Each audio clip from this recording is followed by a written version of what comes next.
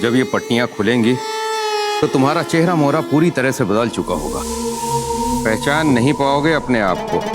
मैं भी तो यही चाहता हूँ कि कोई मुझे पहचान न पाए, तभी तो मैं वो काम कर पाऊंगा जिसके लिए मैं जी रहा हूँ।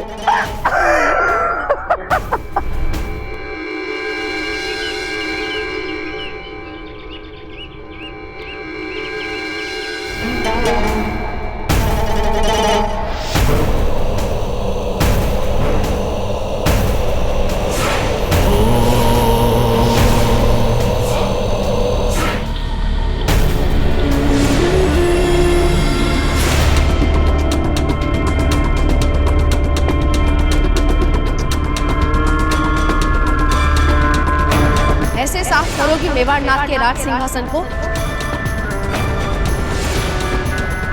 ऐसे सिंहासन पर बैठेगा हमारा पुत्र प्रताप। पाया, पकड़ लो इसे और डाल दो काल कोठरी में। क्षमा कर लीजिए हमें।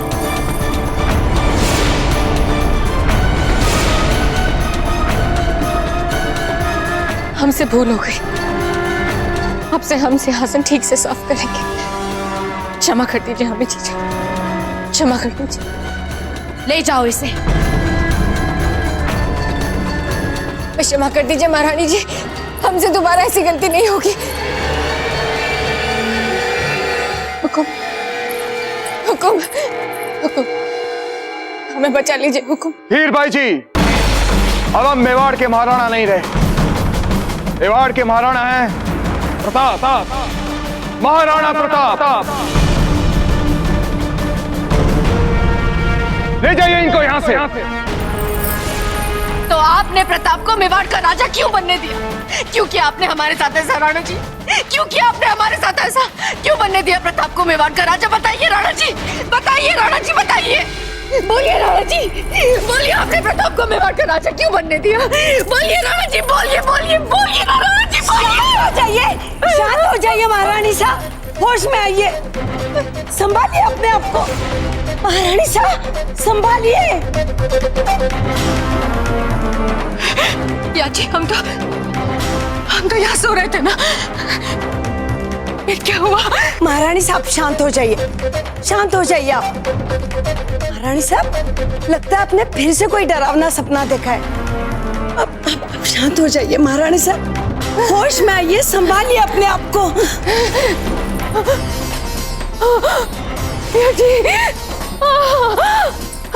महारानी साहब, लगता है वो शुभ घड़ी आ गई है। संभालिए।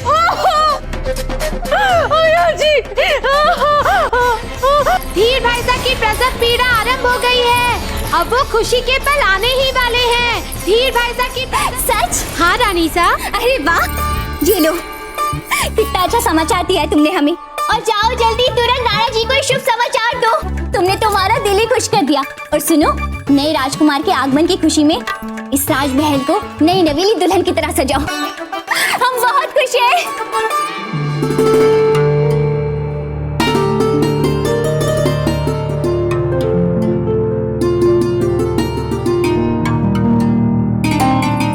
महारानी सा, महारानी सा। क्या बात है सुलेखा? धीर भाई साहब की प्रसव पीड़ा प्रारंभ हो गई है।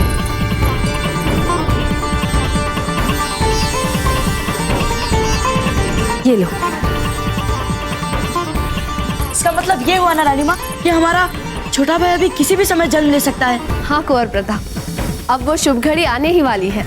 हम अभी छोटी माँ को देख कर आते हैं। प्रताप, आपका तिलक।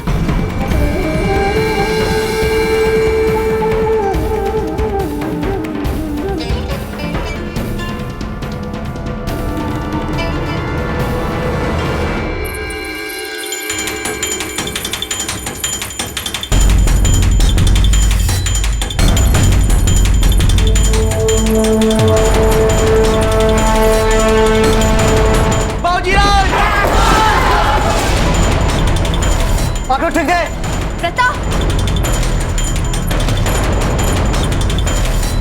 आप ठीक तो है ना? कहीं चोट तो नहीं लगी? हम बिल्कुल ठीक है रानी माँ, हमें कुछ नहीं हुआ है। हम बस छोटी माँ को मिलकर आते हैं। आप सब भी अपना काम करते रहिए। चलते रानी माँ। महारानी सा, जैसे ही रानी धीरबाई के होने वाले बच्चे का समाचार बाबूजी राज को मिला, वैसे ही उनके साथ ये अपशकुन हुआ है। एक दिन जी बुरा न करे महारानी सा। श्री कृष्णम शरणम मम, श्री कृष्णम शरणम मम, श्री कृष्णम शरणम मम। एकलिंगाय नमः स्वाहा। ओम एकलिंगाय नमः स्वाहा। पंडित जी, इस हवन के बाद तो हमारे होने वाले पुत्र पर इस तिथि का दुष्प्रभाव नहीं पड़ेगा ना? राणा जी, वैसे आज का षष्ठी वाला ये दिन नवजात के लिए तो अशुभ ही है, किंतु मुझे पूरी आशा है कि इस यज्ञ में आपके द्वारा दी जाने वाली ये अंतिम आहुति इसके सारे दुष्प्रभावों को रोक लेगी। यज्ञ में अंतिम आहुति दें राणा जी। जी पंडित जी।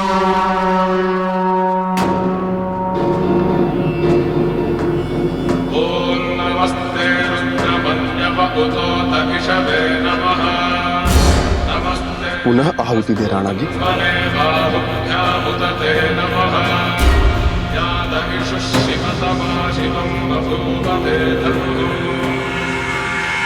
अविश्वसनीय। क्या हुआ पंडित जी? राणा जी, इतना सारा घी डालने के बाद भी हवन वेदी से धुआं ही धुआं उठ रहा है। अग्नि प्रज्वलित नहीं हो रही है। इसका क्या अर्थ है पंडित जी? अपशकुन राणा जी, अपशकुन। किंतु आप चिंता ना करें। व्यक्ति अपने प्रतिदिन के शुभ कर्मों से नियति के लेख बदल सकता है, और मुझे पूरा विश्वास है कि राजकुमार जन्म लेने के बाद अपनी नियति स्वयं गढ़ेंगे। खम्मा घड़ी अन्नदाता, मेवाड़ की प्रजा अपने महाराणा की प्रतीक्षा कर रही है। जाइए राणा जी, जितने पुण्य कर सकते हैं करें। आप गरीबों को जितना दान करेंगे, आपके होने वाले राजकुमार को उसका उतना ही लाभ मिलेगा। जी पंडित जी, आज्ञा दीजिए।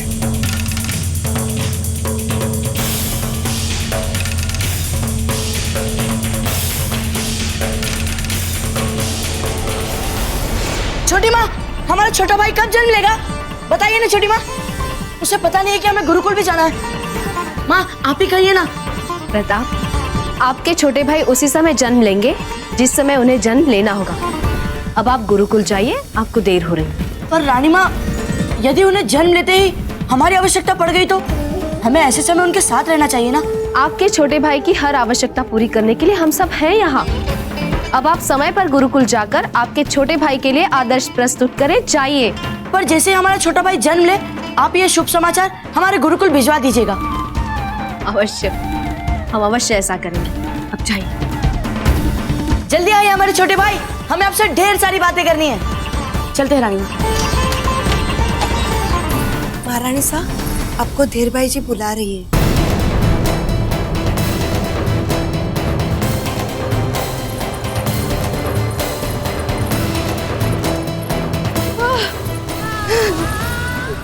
जीजा, जीजा, कहिए धीरबाई जी, क्या चाहती हैं आप हमसे?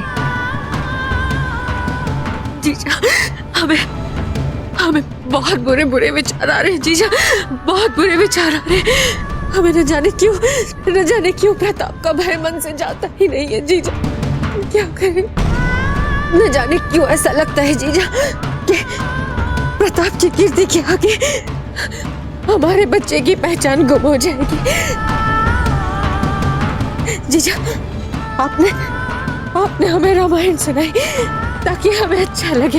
हमें अभी भी बुरे ख्याल आ रहे हैं जीजा, हमें अभी भी बुरे ख्याल आ रहे हैं। हमारे लिए रामायण पढ़िए जीजा, रामायण पढ़िए हमारे लिए। हाँ धीरबाई जी, भरोसा रखिए, सब ठीक हो जाएगा। कैकेयी ने मंत्रा से डांटते हुए कहा, तू मुझे मेरे राम के विरुद्ध भड़काना चाहती है? तू मुझ में राम और भरत के लिए विद्वेष का विष भरना चाहती है? चली जा यहाँ से।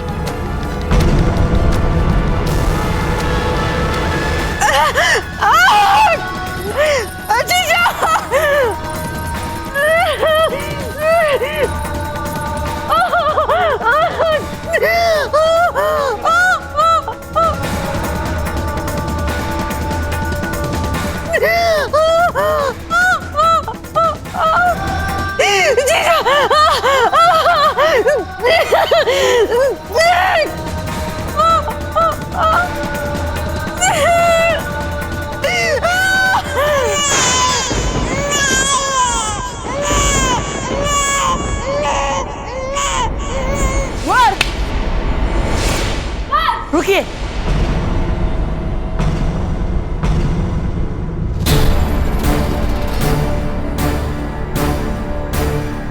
अपने आंखों की पट्टी खोलिए।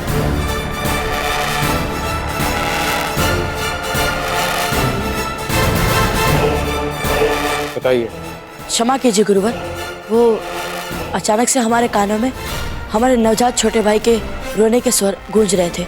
आपको अभ्यास करते कई माह हो चुके हैं, किंतु आज भी अपनी भावनाओं के कारण अपने ध्यान भंग होने की समस्याओं पर नियंत्रण करना नहीं सीख पाए हैं आप अपनी असफलताओं से उभरना चाहते हैं भी या नहीं? अब आगे से ऐसा नहीं होगा गुरुवर, हमें क्षमा कर दीजिए।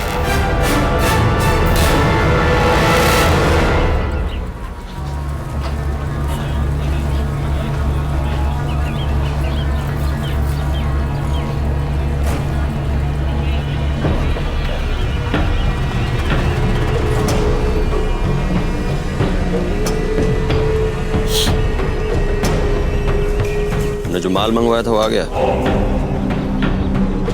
बात तो समझ में नहीं आ रही है, ये आत्मघाती काम क्यों कर रहे हो तुम? इसी सुनसान जगह पर भी तो ये माल लिया जा सकता था। सुनसान जगह पे किया गया कारोबार हमें चित्तौड़ के किले तक नहीं पहुंचाएगा। ये बेहतरीन बारूद है, सीमा पार से मंगवाया है। 50 मूरों से कम नहीं लूंगा इसका मैं। 50 नहीं, 100 रख लो। दिखते तो साधारण मेवाड़ी हो और अशरफिया इसे बांट रहे हो कि कहीं के राजा हो।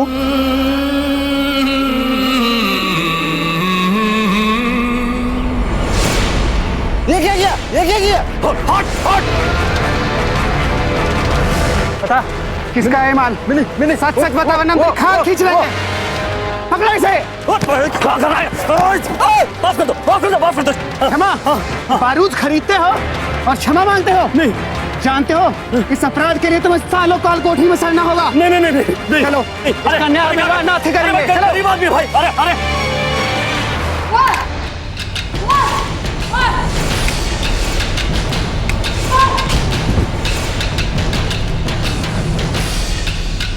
अरे वेणुदास उठिए। शांतनु, आज की अंक तालिका क्या कहती है? गुरुदेव, शक्ति के अंक उसे अंतिम परीक्षा के योग्य बना चुके।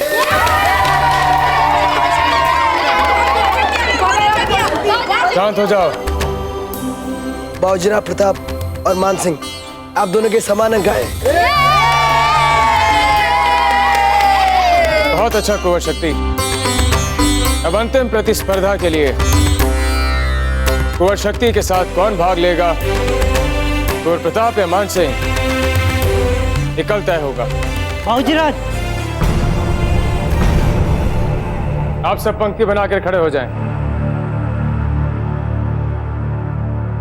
खम्मागणी बाबूजीराज, खम्मागणी शक्ति सिंह, छोटे राजकुमार शाह का जन्म हो गया है। हमने कहा था ना गुरुवर कि हमारे कानों में हमारे छोटे भाई का रोना सुनाई पड़ा है। हमें तो तब से पता चल गया था जब हमारे छोटे भाई संसार में आए थे। गुरुवर, यदि आपकी आज्ञा हो तो क्या भाई शक्ति और हम हमारे छोटे भाई को देखने जाए?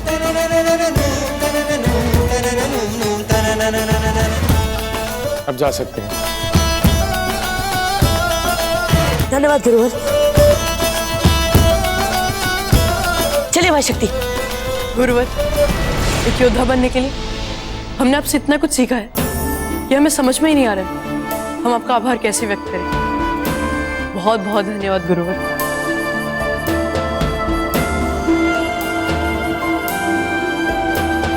चलिए दादा।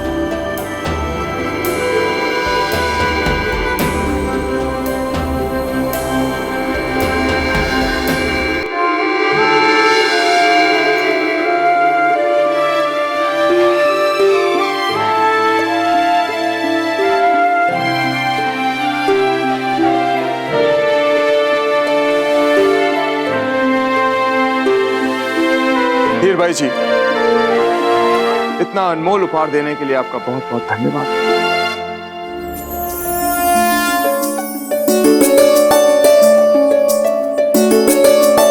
छोटी माँ, हमारा छोटा। वहीं रुक जाइए कुंवर प्रताप।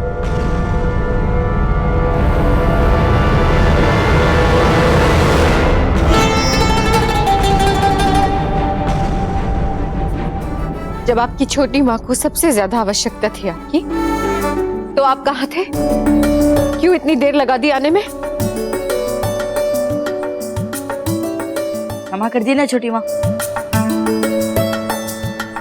धीर भाई जी, इस बार कुंवर प्रताप को क्षमा कर दीजिए। वो अपने भूल का पश्चाताप अपने छोटे भाई का नामकरण करके करेंगे।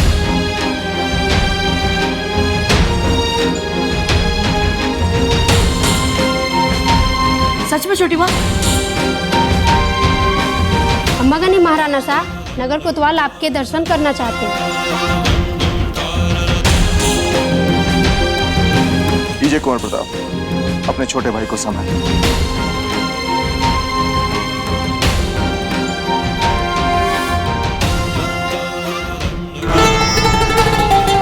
हम आपका इतना सुंदर नाम रखेंगे, इतना सुंदर नाम रखेंगे कि सारा संसार आपको हमेशा याद रखेगा हमारे छोटे भाई।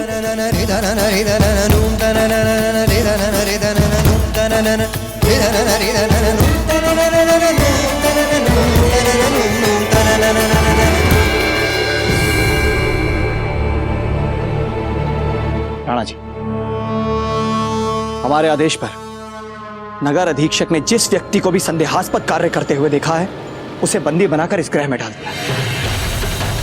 हमें लगता है कि इन सभी व्यक्तियों के लिए एक कठोर दंड निर्धारित किया जाए, ताकि हम बाबूजी राज प्रताप पर हुए इस प्राणघाती आक्रमण के षड्यंत्र का पता लगा सकें। रावत जी, अगर इनमें से किसी का भी हमारे शत्रुओं से कोई नाता नहीं निकला तो? आपका कहना उचित है राणा जी, किंतु इन सभी व्यक्तियों ने कार्य तो दंडनीय किया ही है। चलिए।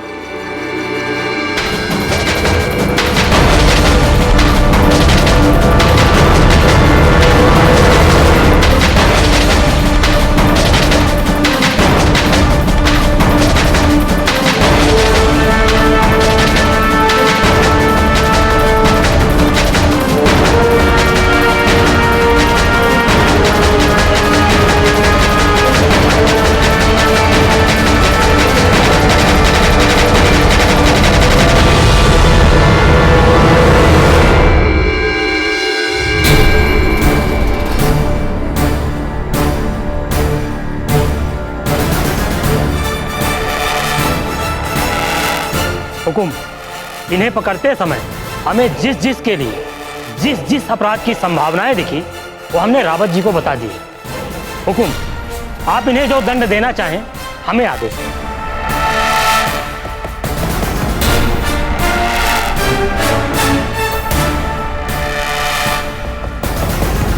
हम इन सभी अपराधियों को आज क्षमादान देते हैं। हम चाहते हैं कि इन सभी को रिहा कर दिया जाए।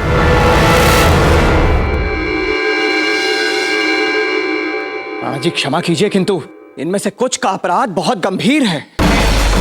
रावत जी, क्षमा हर घृणा को, हर क्रोध को, हर कुंठा को भलाई के रास्ते पर ला सकते। आज हमारे पुत्र का जन्म हुआ और हम अपनी ओर से और अपने नवजात पुत्र की ओर से क्षमादान की पहल करते हुए आप सभी से अपेक्षा करते हैं कि आप अपना नया जीवन शुरू करें।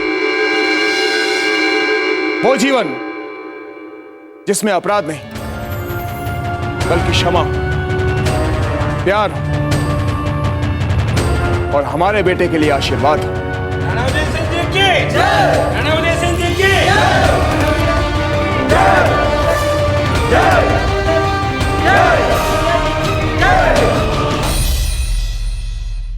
If you want to enjoy more Yodha TV content like this, please subscribe to our channel and click the bell icon.